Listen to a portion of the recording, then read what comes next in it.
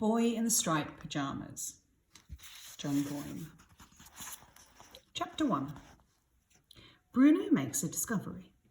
One afternoon, when Bruno came home from school, he was surprised to find Maria, the family's maid, who'd always kept her head bowed and never looked up from the carpet, standing in his bedroom, pulling all his belongings out of the wardrobe and packing them in 4 large wooden crates, even the things he'd hidden at the back that belonged to him and were nobody else's business.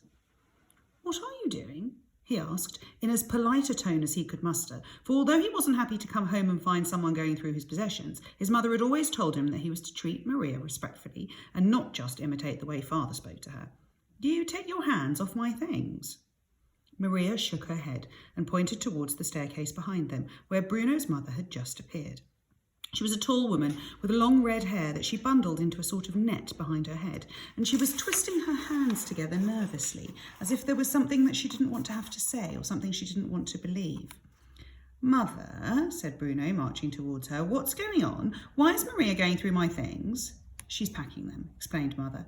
"Packing them?" he asked, running quickly through the events of the previous few days to consider whether he'd been particularly naughty or had used those words out loud that he wasn't allowed to use and was being sent away because of it. He couldn't remember anything, though. In fact, over the last few days, he'd behaved in a perfectly decent manner to everyone and couldn't remember causing any chaos at all. "Why?" he asked then. "What have I done?" Mother had walked into her own bedroom by then, but Lars, the butler, was in there, packing her things too. She sighed and threw her hands in the air in frustration before marching back to the staircase, followed by Bruno, who wasn't going to let the matter drop without an explanation. "Mother," he insisted, "what's going on? Are we moving?" "Come downstairs with me," said Mother, leading the way towards the large dining room where the Fury had been to dinner the week before. "We'll talk down there." Bruno ran downstairs and even passed her out on the staircase, so he was waiting in the dining room when she arrived. He looked at her without saying anything for a moment and thought to himself that she couldn't have applied her makeup correctly that morning because the rims of her eyes were more red than usual, like his own after he'd been causing chaos and got into trouble and ended up crying. "Now, you don't have to worry." Oh, do you know what? I'm being distracted, so I'll show you that. Radar! Leave it. Leave it. Thank you. Where was I? Don't come here now and then, dog. "You don't have to worry, Bruno," said Mother, sitting down in the chair where the beautiful blonde woman who had come to dinner with the Fury had sat and waved at him when Father closed the doors. "In fact, if anything, it's going to be a great adventure." "What is?" he asked. "Am I being sent away?" "No, not just you," she said, looking as if she might smile for a moment, but thinking better of it. "We all are. Your father and I, Gretel and you. All 4 of us."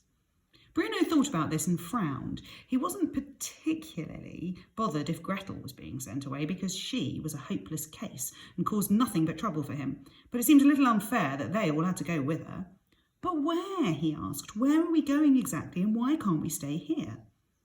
"Your father's job," explained Mother. "You know how important that is, don't you?"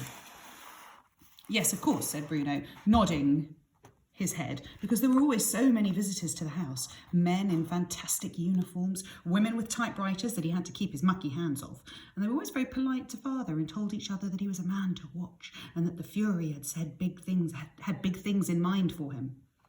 "Well, sometimes when someone is very important," continued Mother, "the man who employs him asks him to go somewhere else because it's a very special job that needs doing there."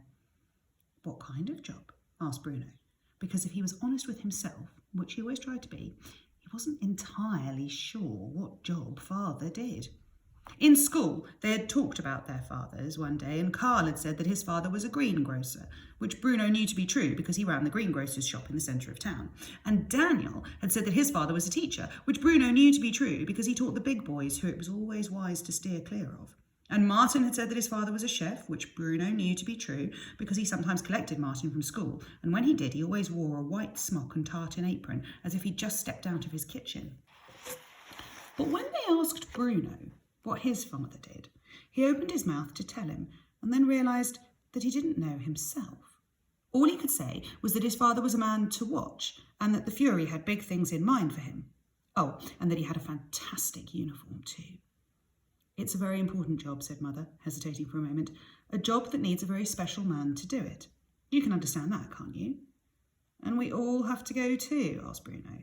Of course we do, said Mother. You wouldn't want Father to go to his new job on his own and be lonely there, would you? Oh, I suppose not, said Bruno. Father would miss us all terribly if we weren't with him, she added. Who would he miss the most, asked Bruno. Me or Gretel? He would miss you both equally, said Mother, for she was a great believer in not playing favourites, which Bruno respected, especially since he knew that he was her favourite, really. But what about our house, asked Bruno. Who's going to take care of it while we're gone? Mother sighed and looked around the room as if she might never see it again. It was a very beautiful house and had 5 floors in total, if you included the basement, where Cook made all of the food, and Maria and Lars sat at the table arguing with each other and calling each other names that you weren't supposed to use. And if you added in the little room at the top of the house with the slanted windows, where Bruno could see right across Berlin if he stood on his tiptoes and held onto the frame tightly. We have to close up the house for now, said Mother, but we'll come back to it someday. And what about Cook? Asked Bruno. And Lars and Maria, are they not going to live in it? They're coming with us, explained Mother, but that's enough questions for now. Maybe you should go upstairs and help Maria with your packing. Bruno stood up from the seat, but didn't want to go anywhere. There were just a few more questions he needed to put to her before he could allow the matter to be settled.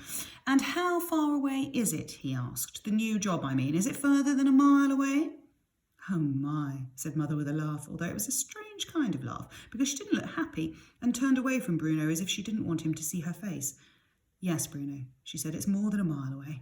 Quite a lot more than that, in fact. Bruno's eyes opened wide, and his mouth made the shape of an O. He felt his arms stretching out at his sides, like they did whenever something surprised him. You don't mean we're leaving Berlin? He asked, gasping for air as he got the words out. I'm afraid so, said Mother, nodding her head sadly. Your father's job is... But what about school, said Bruno, interrupting her, a thing he knew he was not supposed to do, but which he felt he would be forgiven for on this occasion. And what about Carl and Daniel and Martin? How will they know where I am and when we want to do things together? You'll have to say goodbye to your friends for the time being, said Mother, although I'm sure you'll see them again in time. And don't interrupt your mother when she's talking, please, she added, for although this was strange and unpleasant news, there was certainly no need for Bruno to break the rules of politeness which he'd been taught. Say goodbye to them, he asked, staring at her surprise. Say goodbye to them, he repeated, spluttering out the words as if his mouth was full of biscuits that he'd munched into tiny pieces but not actually swallowed yet. Say goodbye to Carl and Daniel and Martin, he continued, his voice becoming dangerously close to shouting, which was not allowed indoors. But they're my 3 best friends for life. You'll make other friends, said Mother, waving her hand in the air dismissively, as if the making of a boy's 3 best friends for life was an easy thing. But we had plans, he protested. Plans? Asked Mother, raising an eyebrow. What sort of plans? Well, that would be telling, said Bruno, who could not reveal the exact nature of the plans, which included causing a lot of chaos, especially in a few weeks' time when school finished for the summer holidays, and they didn't have to spend all their time just making plans, but could actually put them into effect instead. I'm sorry, Bruno, said Mother, but your plans are just going to have to wait. We don't have a choice in this. But Mother, Bruno, that's enough, she said, snapping at him now and standing up to show him that she was serious when she'd said it was enough. Honestly, only last week you were complaining about how much things have changed here recently. Well, I don't like the way we have to turn all the lights off at night now, he admitted. Everyone has to do that, said Mother. It keeps us safe. And who knows, maybe we'll be in less danger if we move away. Now, I need you to go upstairs and help Maria with your packing. We don't have much time to prepare as I would have liked, thanks to some people. Bruno nodded and walked away sadly, knowing that some people was a grown-up's word for father, and one that he wasn't supposed to use himself.